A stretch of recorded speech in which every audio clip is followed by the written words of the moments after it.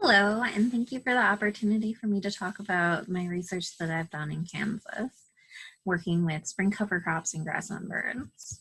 So as you're probably aware, grassland birds are declining around the world. And a lot of these declines are attributed to agricultural intensification and the resulting pesticide use, habitat loss, and habitat fragmentation. So people are searching for ways to decrease the impact of agriculture on birds and other wildlife. And one of the more recent suggestions is by planting cover crops.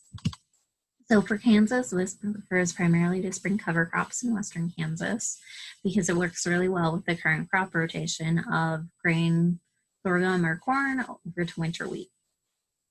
And so the current typical practice is chemical fallow. And so it's when you leave the field empty, using herbicide as necessary to prevent unwanted growth until they're ready to plant their next cash crop. Now, instead of that, cover crops have the landowner planting whatever mix they want. There's a huge variety out there, and they don't harvest it for profit, but they let it grow and then they terminate it and reap a lot of soil benefits. For example, you can plant nitrogen fixing plants to increase the nitrogen content of the field. And this works really well with a lot of systems because there's a huge variety and that vary in timing, and you get a healthier field, and a lot of people see increased crop yields as well. And so the landowner has a lot of potential benefit from this, but we think it's really beneficial for wildlife as well, though very little work has been done to look at cover crops from a wildlife perspective. And so I wanted to look at wildlife with some typical wildlife measurements that we take. So first, I wanted to look at vegetation and invertebrate diversity among different cover type patches that we find in Kansas. So this includes wheat fields, the cover crop mixes, conservation reserve program land, and vegetation. We're looking at things like percent composition, visual obstruction. So how thick is the vegetation? Does it provide a lot of cover or not very much? And then invertebrate diversity, invertebrates include all of the insects and then also spiders and ticks, which tend to hang out with the insects. So we wanted to keep those in there too. And so I wanted to compare those among all of the cover type patches. And then I did want to look at some specific different cover crop mixes since there is a huge variety of mixes out there. And I wanted to focus on comparing those mixes to each other, and I wanted to compare them to the typical practice, which is that chemical fallow I talked about earlier, and something that is actually known to be good bird habitat, which we chose conservation reserve program land. So I worked in western Kansas for 3 years. We were based out of Hill City, Kansas in Graham County, though we worked in a total of 4 counties over the duration of my project. And this is just an example cover type map of one of our study areas. The orange is crop fields, either active or inactive, and the teal color is grasslands, which tended to be cattle pastures. And so you can see it really is an agriculturally dominated landscape. And it seemed like a really good place to look at how spring cover crops influence wildlife in an agriculturally dominated landscape. So we were wanting about 40-acre treatment fields for our cover crop fields. We did have 4 treatments, so we looked for about quarter section areas that we could divide equally into 4 parts. And we had 3 different seed mixes we wanted to look at, and then we also wanted to include a chemical fallow plot as a negative control. So we looked at chemical fallow for one of our treatments, and then we had chick magnet was one of the other treatments we selected. It's a seed mix designed by Star Seed Company. It consists of broadleaf warm season forbs, and it was actually designed for precocial chicks by the seed company, so the chicks will leave the nest right after hatch. We also included one of their more traditional agricultural mixes called GreenSpring, which consists of oats and cool season peas, and it can actually be hayed and fed to cattle as a termination method. And we also included a custom mix that was developed with a Kansas Department of Wildlife, Parks and Tourism biologist and Star Seed Company to provide a wide variety of benefits for both the landowner and for local wildlife. And every week we went out there and we conducted 5 vegetation surveys where we looked at things like percent composition. So you can see that PVC pipe frame that's on the ground. We would put that on the ground in 5 different places at the point and 4 meters in every cardinal direction. And we'd look at how much of the frame was grass, how much was bare ground, things like that. And then we would average among the frames. And we also did visual obstruction, which is that pole sticking out of the ground. So each section is a decimeter. And then we would stand 4 meters away in the cardinal directions and look at it and figure out which decimeter was 100% blocked, which one was 75% blocked, and so on. And then average among the cardinal directions again.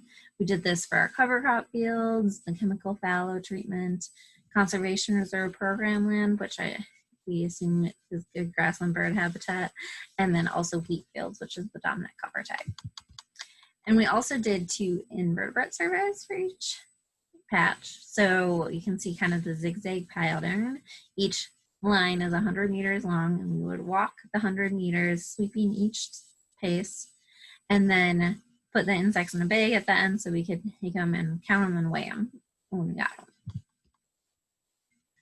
So we wanted to see if there was any difference among the different patches out there.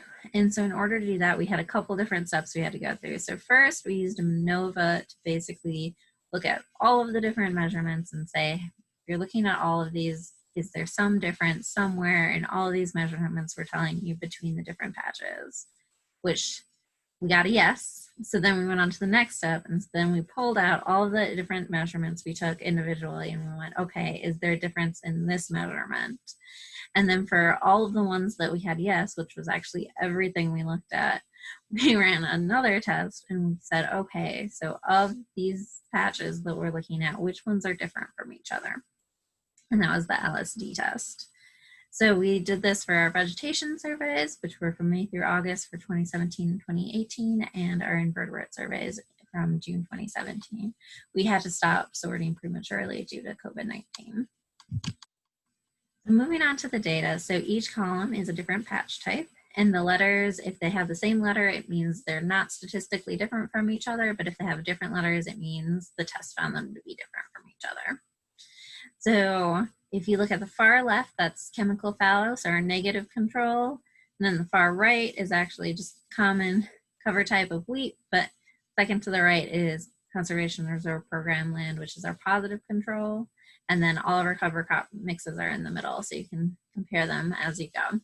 And you'll see the chemical fallow on the far left there had very few number of insects compared to everybody else, with some shuffling among the different cover types, but we also looked at insect mass, and you can see again chemical fallow came in really low, but there is some jumping around with everybody else. And from a vegetation perspective, everybody was different from everybody else when you're looking at 75% visual obstruction, which was that pole. So basically if you're looking sideways through the vegetation, is providing a lot of cover. And all of the cover crop mixes did better than chemical fallow, but not as good as conservation reserve program land. And then we see a similar pattern when we're looking at overhead cover. So when we're looking down on the vegetation, how much cover is it providing? So all chemical fallow provided fewer invertebrate and vegetation resources for local wildlife for pretty much everything we looked at. We did find GreenSpring, which is the agricultural mix, and the custom mix we designed more closely resemble conservation reserve program land, so our habitat metric, than chick magnet, which was the forb only mix. Which there's a few things that this is really good. So if you remember when I was talking about some of the issues with agricultural intensification, I said increased pesticide use is bad, kills a lot of insects that birds like to eat. So the higher invertebrate numbers and biomass that we saw in cover crop compared to chemical fallow was really good. And then we saw increased cover from both sideways and overhead, which has the potential to help mitigate some of that habitat loss and habitat fragment issues by potentially connecting existing habitat patches and providing temporary habitat when it's out there. So it looks like planting cover crops has a lot of potential to benefit grassland birds. We're not sure how wide their distance of influence is. All of our fields we looked at were right next to Conservation Reserve Program land, so we do want to look at that a little bit more closely.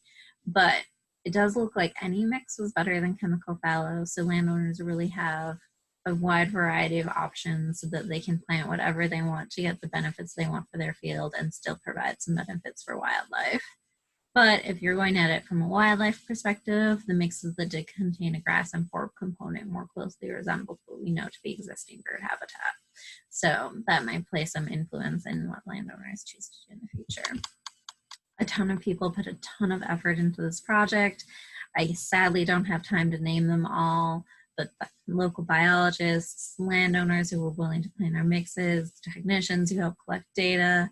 I was out of Kansas State University in the Kansas Cooperative Fish and Wildlife Research Unit for my PhD, and everybody was great, and this project wouldn't have been possible without them. I did put my email up there in case people want to email me with further questions, and I hope you all enjoyed my talk. Thanks for listening.